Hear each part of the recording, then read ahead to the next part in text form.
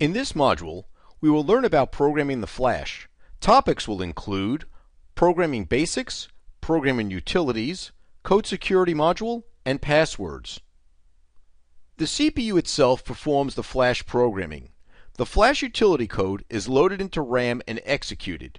It then reads the flash data and writes it into the flash memory. The flash utility code and the flash data can be loaded into the RAM directly using JTAG or through the ROM bootloader using SCI, SPI, I2C, CAN, or GPIO. There are three steps for flash programming. First, erase, which sets all bits to 0 and then 1. Second, program, which programs selected bits with 0. And third, verify, which verifies the flash contents. The minimum array size is a sector. The minimum program size is a bit. Be sure not to lose power during erase step. Doing so may permanently lock the flash. There is a wide variety of flash programming utilities available, including JTAG emulator-based, SCI serial port bootloader-based, production test programming equipment-based, and building your own custom utilities with Flash API algorithms provided by TI. The TI website has links to all utilities available. The on-chip flash programmer is integrated into the CCS debugger. The programmer lets you configure the device clock configuration, specify flash program settings such as erase, program, verify, select sectors to erase, set the code security password, as well as frequency test, depletion recovery, and calculate checksum. These options are available in the debug perspective by clicking Tools on-chip flash. The code security module prevents reverse engineering and protects valuable intellectual property. Once a user-defined password is stored in flash, data reads and writes from restricted memory are only allowed for code running from restricted memory. All other data read-write accesses are blocked. This includes JTAG emulated debugger, ROM bootloader, code running in external memory, or unrestricted internal memory. The code security module 120-bit user-defined password is stored in flash starting at address 3F, 7F, F8. The 128-bit key registers are used to lock and unlock the device. The key registers are mapped in memory space 000 AE0 through 000 AE7, and they are EALOU protected. The password match flow is as follows. Flash is secured after reset or runtime. A dummy read of the passwords is performed. If the passwords are all 0, then the device is permanently locked. If the passwords are not all 0 and the passwords are all Fs, then the device is unlocked. If neither case, then the passwords are written into the key registers until the correct password is written to unlock the device. All new devices are shipped with passwords set to Fs, and the device is unlocked. In this lab exercise, we will program and execute code from the on-chip flash memory. This device has been designed for standalone operation in an embedded system. Using the on-chip flash eliminates the need for external non-volatile memory or a host processor from which to bootload. The steps required to properly configure the software for execution from internal flash memory will be covered. You can pause this presentation now and try this lab exercise on your own, or you can watch me do the lab exercise. A project named Lab 4 has been created for this lab exercise. We'll open the project by clicking on Project, Import Existing Project, and then we will navigate to the project, which will be located on the Lab 4 in the project folder. Click OK and Finish, and you will notice that the project has been added to the Project Explorer window, and here are all the files for our project. All build options have been configured for this lab already. Couple of things we need to take a look at. when dealing with Flash. First of all, we need to discuss linking initialized sections to Flash. Initialized sections, such as code and constants, must contain valid values at device power-up. In a standalone operation for the F28069 embedded system, that means that there is no emulator available to initialize the device RAM. Therefore, all initialized sections must be linked to on-chip Flash. So let's take a look at the linker command file for this project, and you'll notice that we have a section right here called flash underscore ABCDEFGH, and a lot of care was taken to make sure that there are no memory overlaps and all conflicts have been avoided. We have a reference slide at the end of this lab exercise in the workshop manual that you can look at for further details showing the address origins and lengths of the various memory blocks that are used. The next piece that we need to take a look at is in the sections area, and you'll notice the compiler sections are now being linked to the Flash block as you see over here.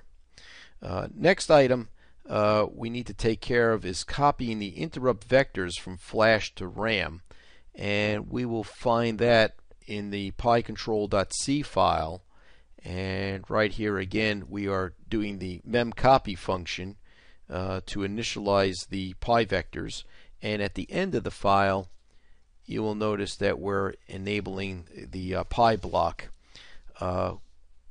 We need to also initialize the flash control registers, and we can find the flash control registers in a file flash.c, and here's our flash control registers. So initializing these control registers cannot execute from flash memory since it's changing the flash configuration. Therefore, the initialization function for the flash control registers needs to copy from flash, which is the load address, to RAM, which will be the run address at runtime. So we'll use a memcopy function to do this copy. One thing I want to point out here is that we're using this pragma right here, code section pragma, and that's being used so that we can place this function in a linkable section named secure RAM funcs, and we will find that back here in the linker command file down on the bottom for secure RAM funcs. Notice also that the secure RAM funcs, we are having the linker generate the symbols for load, start, end, and run addresses right here on the bottom. Let's take a look at the main.c file, which is sitting right over here, and in here you'll see there's this section right here where we're doing the memcopy for the secure RAM funcs contents, and also in the top of main, right over here towards the middle part of main, we are initializing the flash with the flash.c file. So next thing we should take a look at is the password.asm file, and in this file here we're using it to set our passwords to all F's. We do not want to change the values and program passwords in on this stick right now. And there is a section as well, as you might recall, called CSM reserved, and that section needs to have zeros in it, so we are doing a loop here to write zeros to that section. And you'll notice that we have two sections that were created called one is called password using the sec directive, and the other one's called CSM reserved.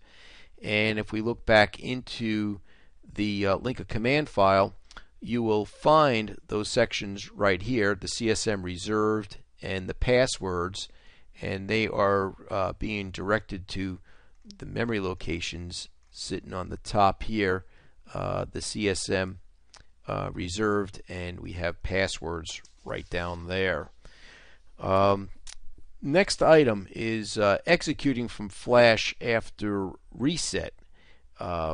We need to take a look at that, and let's go take a look at our code start branch.asm file, and you might recall that we have a label long branch underscore C underscore NIT 00.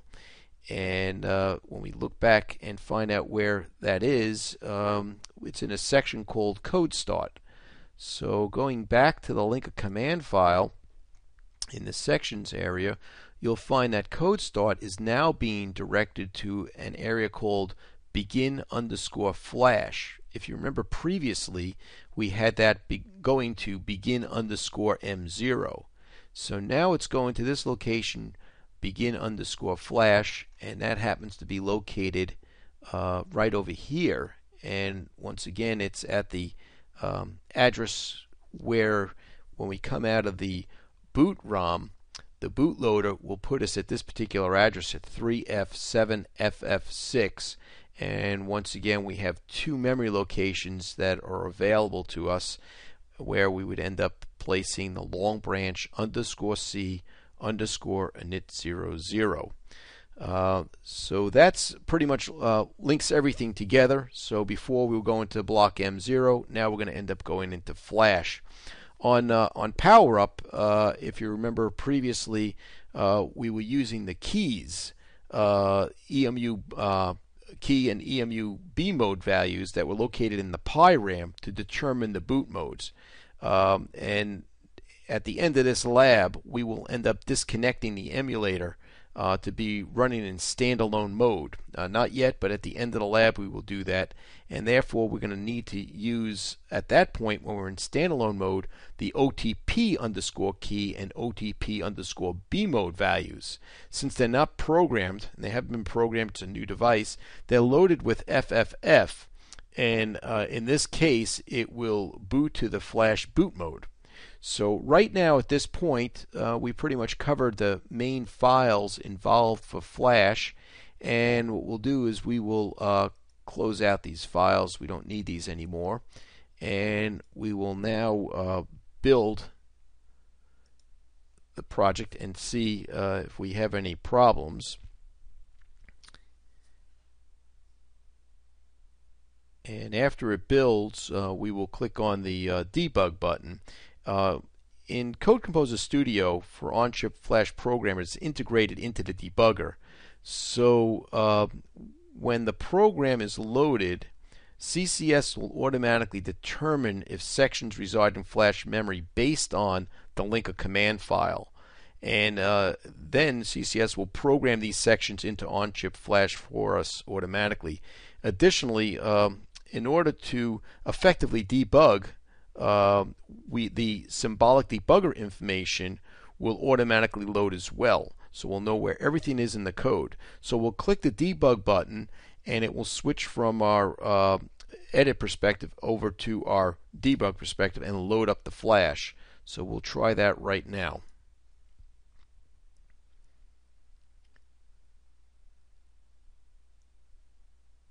Okay, now we're in the debug, and as you can see, the flash sectors are being erased, and then they'll be programmed and verified.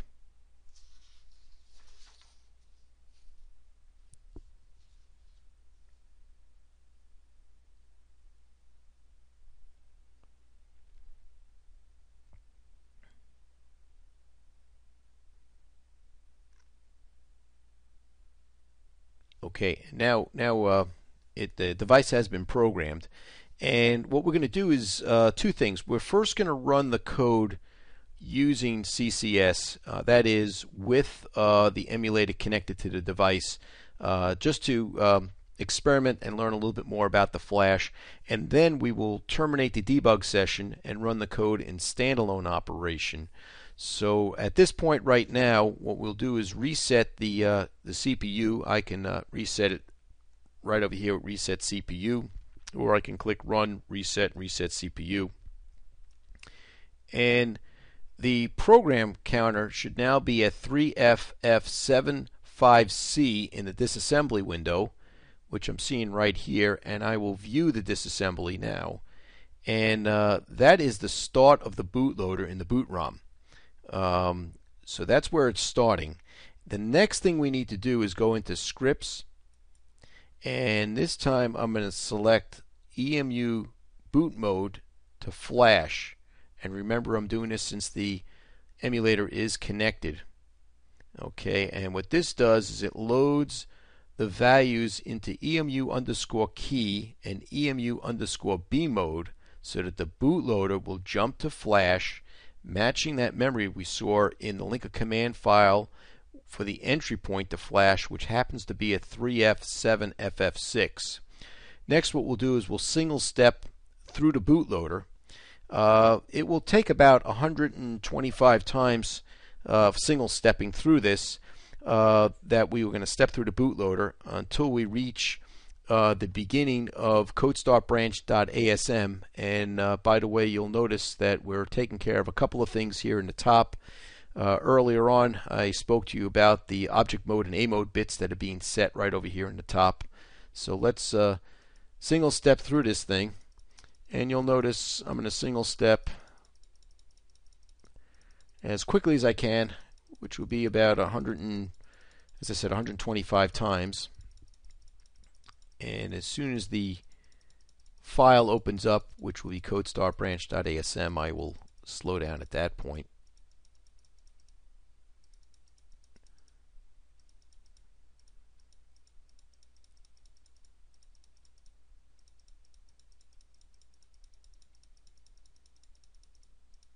Oh, there we go. I got codestartbranch.asm opened up, and now I'm going to single step down a couple of more lines, and right there is our long branch that was seen to underscore C underscore init00 in codestartbranch.asm.